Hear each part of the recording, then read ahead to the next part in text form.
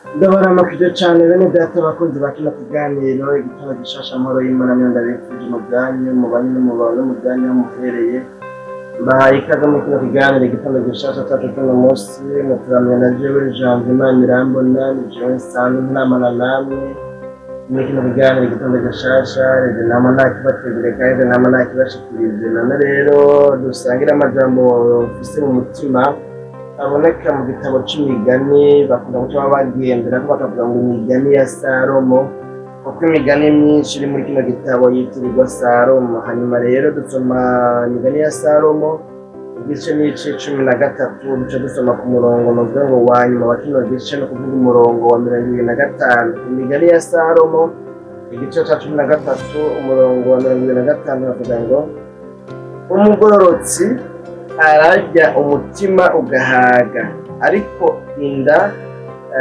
z'abanyakibi zamana inzara.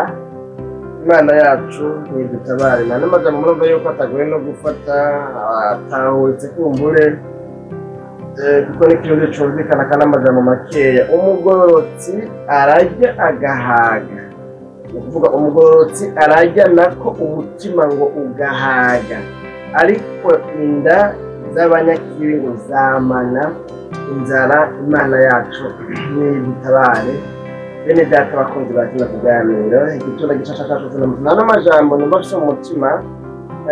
Turavye imigani yitirirwa Salomo, imigani irimwo amajambo y'ubwenge kandi n'imigani irimwo ivyo yagiye arabona, ivyo yagiye arahura navyo mu buzima bwa misi yose, ivyo yahejejwe ngo yahejejwe n'ubwenge bwiwe cyangwa se yahawe n'ubwenge bwiwe. Ko murazi yuko Salomo yabaye umwami, Imana yahaye ubwenge ngo budasanzwe mu gihe ciwe cyo kubaho kwiwe. Ni naco kintu ngo yasavye Imana, novuga ngo Imana mbere novuga ngo nayo irakorwako, irabatushe mu mutima, iravuga ati mu by'ukuri kuba usabye iki kintu hariho ibindi mbona bari gusaba n'abandi kumburi bahahamiye barondera. Nanje iki kintu usabye c'ubwenge bwogufasha kurongora abantu banje, kubatunganiriza, kubacira imanza n'ibindi byose ubwenge wasabye ugomba yuko bwogufasha, nanje nzobikora, ndabuguhaye. Ahubwo mbese nguhaye ibyo byonyine, nabijya utasabye ndabiguhaye. Novuga ngo mene majambo kubera yuko wanyemeje. Imana yacu nihimbazwe. Hanyuma rero abo umwami yavuze amajambo menshi kandi y'ubwenge ahanura afise ikimaze kidasanzwe. Ukurikiranye nzobona amajambo menshi. Rero ngaha ibi sibyo tugomba gutebamwe. Mugabo aya majambo mbonye atwereka novuga ngo abantu babiri, kandi abo bantu babiri ngo hariho ikintu bose bakora, mugabo umwe muri bo kikamugendera neza ariko uwundi muri aba babiri ntikimugendere neza. Abo bantu babiri ngaha tubona ijambo ry'Imana ritweretse ngo ni umugororotsi hamwe n'umunyakibi. Aba bantu babiri rero mw'isi barabangabanganye, novuga ngo bari ampaharere, barabana.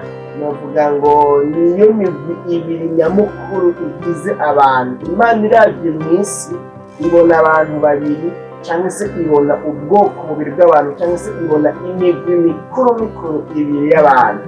Iyo migwi mikuru mikuru ibiri Imana ibona mu bantu bari mw'isi ni umugwi urimo abanyabyaha, ni umugwi w'abanyabyaha. Hanyuma uwundi mugwi naho ni umugwi w'abagororotsi. Imana yacu nidutabare bene data abakunzi ba kino kiganiro igitondo gishasha. Hanyuma rero ngaha Salomo uyu mwanditsi w'iyi migani ngaha tubona avuga ngo, ni nkaho yavuga ngo naragendereje, narakurikiranye, ndaraba, narabisuzumishije ubwenge bwanje Imana yampaye, ndaraba nsanga umugororotsi ararya.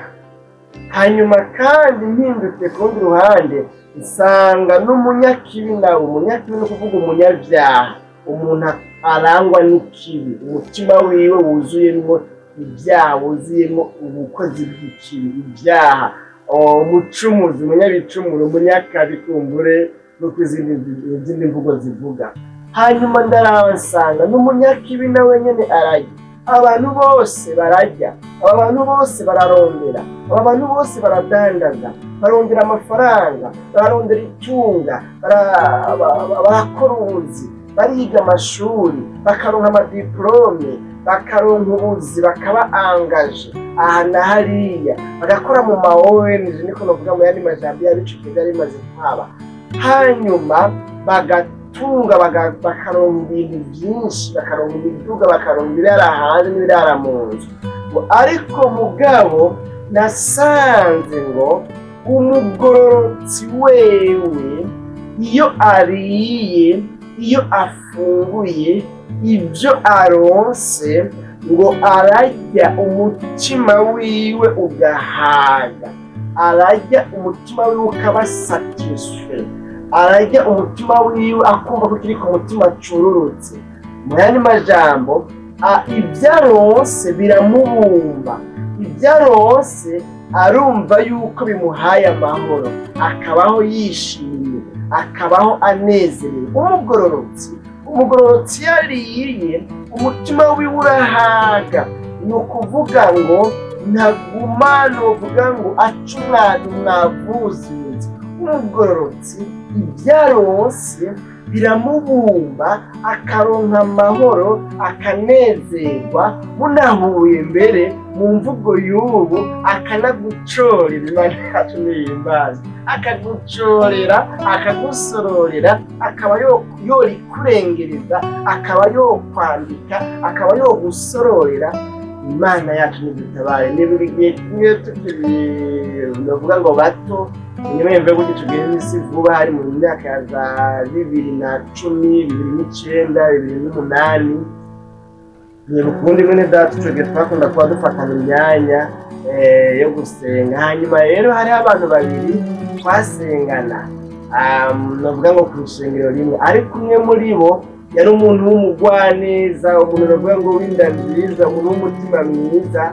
Hanyuma iyo yamenye yuko twagize amasengesho, uyo mugenzi wanje none bago bari basinanye cyane n'uyo muntu wumva niko ndavuga, yarashobora gufata n'ibintu bitanu by'ico gihe akabimuha ngo genda, unamenye ko muri mu masengesho, muraraba, mugirente, mugura akabuzi, mugura udupire, mwakisha agatara mu gusenga. Icyo gihe twasenga dukoresheje amabuji cyangwa tugakoresha udutara, novuga ngo tumeze nk'utwampure. Icyo gihe twashira ku rutsinga tukaburira ko amapire, cyane cyane iyo tugiye nko gusenga, novuga ngo nko mu butayu cyangwa se mu ishyamba kumbure, munyemerere mvuge gutyo, aho wumva nta buzi twakoresha, twatwara ubuntu mbega n'ubuntu z'inyama utarasi nyine bwari bumeze, bwava mu tuntu ngo dutoroshe tw'icyo gihe, singomba kubitebamwe. Ariko umugabo uwo wundi wewe rero, abantu bose baramuvuga ngo mugutya ngo n'amazi nayo yoguha, kandi n'abanyene yarakorera amafaranga. Urumva nyine abantu ntibameze kumwe. Hari umuntu nuvuga ngo w'umugwaneza kandi atanga, atari ingumyi, atari umuntu adafite umutima w'umukasa, niko nawe numva kumbure benshi bakunda kuvuga iyo naho zemba. None rero ngaha tubwire n'umwanditsi w'imigani ngo umugororotsi ararya umutima wiwe ugahaga, akumva ko ashize inzara, akumva ko ashize inyota, akumva ko umutima bavuga ngo usuye mu gitereko, akumva ko atuje, akumva ko afise amahoro, niko bigomba kuvuga. Ariko ngo umunyakibi wewe, cyane se ngo ariko ngo inda z'abanyakibi zozo ngo zamana inzara. Imana yacu nidutabare. Naho boronka ibirara hanze, ibirara mu nzu, naho boronka amasoko yose, naho imigambi yabo yoca mukagenda gutyo, ngo abanyakibi kubera ubukozi bw'ikibi buri muri bo, niyo aronse ibintu aguma ari umunyakibi kwakuye. Bigomba kwerekana ngo kubera ko asanzwe ari mubi, aguma ari mubi nyene, aguma ari inkozi y'ikibi, aguma ari umwasaya, aguma ari umugizi wa nabi, aguma ari umumenja. Imana yacu nidutabare. kandi ngahinyegejwemo imvugo yerekana yuko naho boronka ibinganiki abanyabyaha abanyakibi nk'uko Bibiliya ivuga ntibigera bumva yuko ikinogo novuga ngo kizibiwe, ntibigera bumva yuko babaye satisfait, ahubwo ngo bamana novuga ngo inda ziri mu nzara, ni ukuvuga bamana inzara naho bajya naho bagira gute nta gihe na kimwe bigera bashira inzara inyota. Imana yacu idutabara. Ijambo ry'Imana hariya muri ya majambo Yesu yavuga ariko avuga abahirwe 8 abaribo, yavuze ngo hahirwa abafise inzara n'inyota byo kugororoka kuko aribo bazohaza. Abantu ngo bafise inzara n'inyota byo kugororoka, bahahamiye kugororoka, baharanire kugororoka, bipfuza kugororoka, barondere kugororokana ntaryo, abo ngo bazohazwa, bazokumva ko babaye satisfait, bazoba amahoro, bazokumva yuko ico bari bahahamiye bakironse.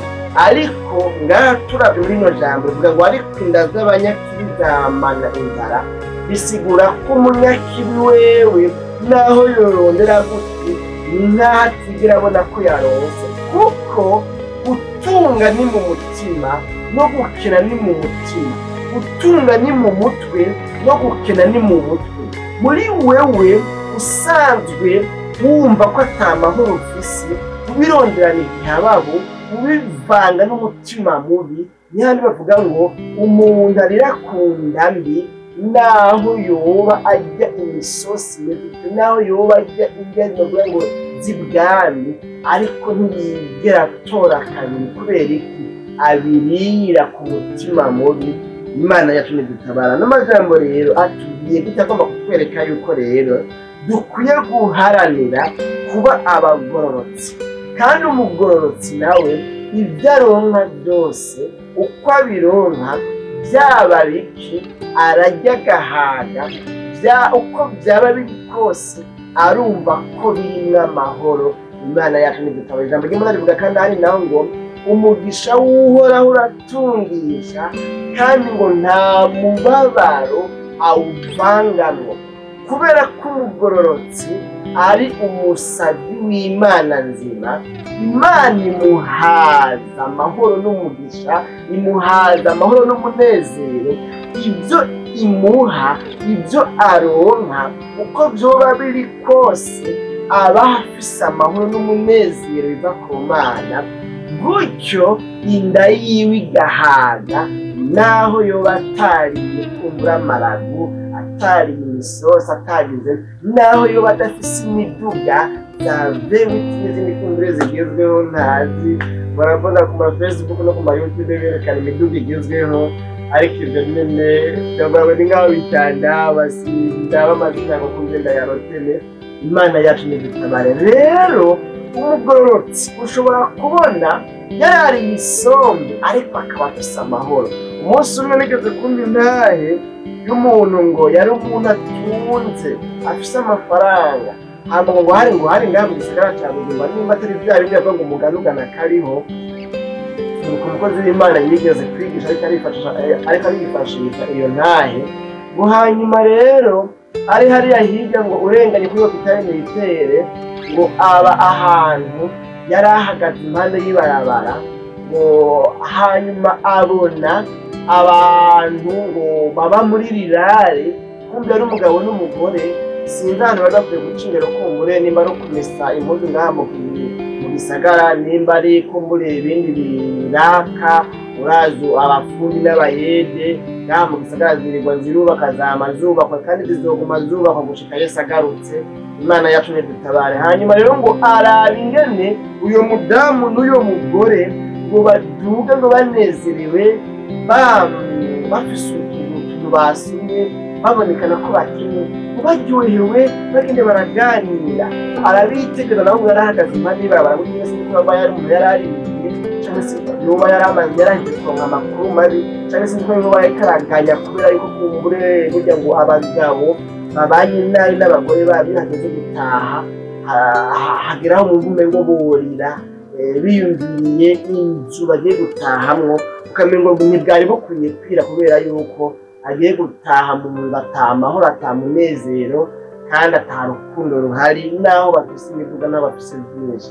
Hanyuma rero ngo bamushikiriye atarabahagarika abana mbega mwebwe muva he twe tugere mu musozi muvuye he baramubwira byose mupanike uyu n'umugore wanjye nawe upanike uyu n'umugabo wanjye none ko munezerewe ko mbonye muvuye hariya muryohewe nyine mbona nyine umengo nyine n'abageni kweri n'abageni bakiri mu ngeni ni igiki gituma munezerwa kandi mbona n'ubuzima mubayemo n'ubuzima mubayabaye ubuhuzi nyine bavanye ko muri mu kiyede namwe murabyumva n'ubwono n'akantu bambaye inkima niko bakunda kuzivuga inkima za muzu z'akazi.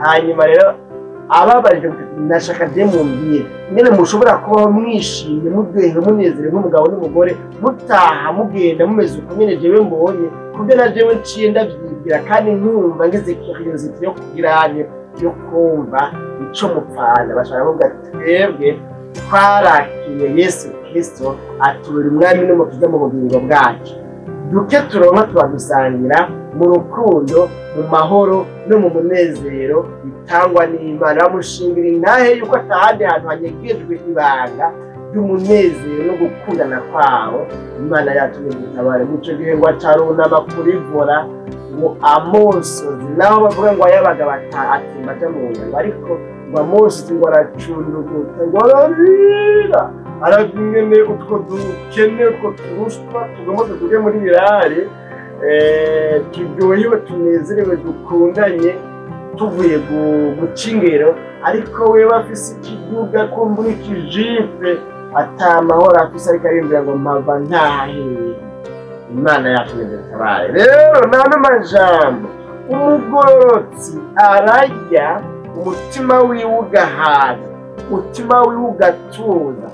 Aha burya nuko ntabwo mutabibona neza mugabo mwumve neza ngaha bavuze ko ibanga ryo guhaga k'umugororotsi ni mu mutima umutima wiwe ngo ni muhaga umugororotsi ngo arajya umutima wiwe ugahaga kandi tuzi ko umuntu ajya hagahaga muntu ariko umugororotsi ngo soka yo guhaga kwiwe soka y'umunezero yiwe ibanga ryo kunezerwa kwiwe ibanga ryo kubumbwa n'ibyo afise bihagaze mu mutima Imana yacu gutabara. Ariko umunyakibi rero twabonye ngo ariko inda z'abanyakibi bagakwibagira mbega none abanyakibi nta mutima bagira bafise inda gusa Imana yacu gutabara. Ariko inda z'abanyakibi zamana inzara Imana yacu gutabara. Igihe kimwe Imana yigeze kubwira Abisirayeli ngo mwebwe nicyo gituma ngo mwaziga byinshi ariko mugasanga ngo mwimbuye bikiya mwari mwiteze ko muzokwimbura ngo mukuzuze ibigega ariko noneho ngo usanga murose ngo utuntu mutwara mu gipfunsi ni ukuvuga yerekana Imana nyene ngo ibintu bari biteze bituba bihomba bakabura ibyo bari biteze kuronka. Hanyuma yagobetse n'ijambo Imana ivuga ngo nuca amahera nawe ngo ayacira mu mufuko utobotse Imana yagutabara. Nuca amahera nawe ngo ayacira mu mufuko utobotse ni ukuvuga ngo umuntu araronka mugabo akabura iyaruye kubera iki ico gihe bari bataye Imana bari basigaye bagendera mu byaha. Imana yacu gutabare bene data bakozi bashobora kuganiro igitondo gishasha cyacu tuno munsi na n'amajambo rero ngomba ngarukirize ngaha mugabo nibaza ko wabyumvise mbega nawe uravye urugero urondera kw'ibintu urugero ubayeho udafise amahoro urugero ubayeho udahaga utabumbwa n'ibyo ufise mbega nawe wumva muri ino migi uherereye nk'iyi nagomba ndagutera intege cyangwa ndagutera akamo ndaguhamagarire uharanira kugororokera Imana kurondera Imana kugira ngo uyigororoke ube umugororotsi gutyo ibyo woronka byose mu bibi no mu byiza umutima wawe uzobaho amahoro ubeho utunze. Ariko ibibindi by'isi naho birondera usize inyuma kugororoka uzokwamana inzara. Hahirwa rero abagororotse mu nyonga z'Imana, kuko Imana irahaza imitima yabo, irasatisfeza amabezo yabo, irasatisfeza ubuzima bwabo, ibyo bukeneye bukabironka, bukaronka amahoro, naho vyoba bike bakumva bafise amahoro. Mbega vyomara iki kuronka vyinshi bitarimwo amahoro, utigera wumva kubaye satisfait, utigera wumva ko uhazi, wamana inzara, wama uriko uravyirukira inyuma ata mahoro ufise?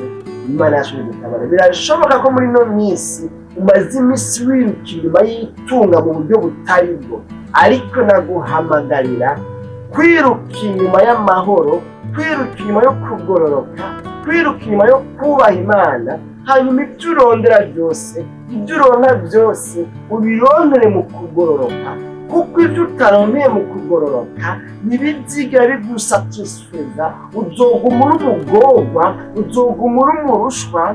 Murabona abantu bafise imiduga mugabo ugasanga bagowe gusumbya abadafise imiduga. Abo bantu no kurya ntibaronke n'umwanya wo kurya, kandi uravye ukabona ati yarageze igihe yorya yicaye akaruhuka, hanyuma naho yorondera mugabo ntiyarakira umuntu wo guhagarika umutima, wo kuranda umutsi. Yarakwiye kurondera mbere agashamwo n'abakozi akigombora akaronka amahoro. Ariko mugabo burya byinshi bitagiramo kugororoka, nta mahoro umuntu abironkana, nta mahoro umuntu abibanamwo. Niyo mpamvu naho yojya gute inda yiwe yamamwo inzara, yamamwo amaganya, yamamwo amarushwa. Tuvuze ko izi nda z'abanyakiri zamamwo inzara, mwumve ko zamamwo amaganya, amagorwa, kwihebura, gucika ibutu, gucika inkokora, bamana amakuru mabi, bya bintu birahumvye databuja, ya modoka yagonze, ye inka zapfuye, imirima yahorotse. Bamana amakuru menshi abaca ibuto, batazigamwe no kugororoka kw'Imana barondeye. Abantu ntibashobora kuba amahoro ngo ni kubera ko baronse itunga gusa. Imana yacu yadutabare.